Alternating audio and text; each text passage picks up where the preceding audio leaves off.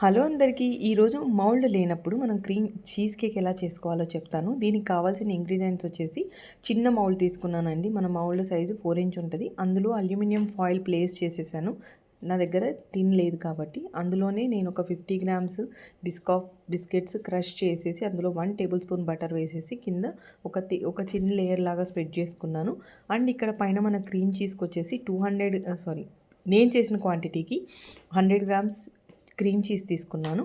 అందులోకి మనం ఒక 40 గ్రామ్స్ దాకా షుగర్ యాడ్ చేసుకొని మంచిగా పౌడర్డ్ షుగర్ యాడ్ చేసి మన బీటర్తో బీట్ చేసుకోవాలి.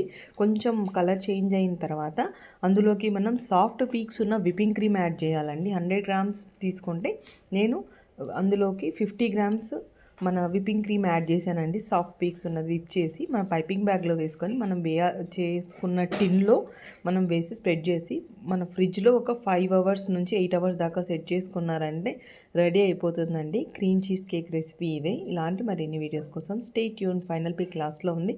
టేస్ట్ కూడా బాగుంటుంది. పైన మనకి ఏది కావాలంటే టాపింగ్ వేసుకోవచ్చు.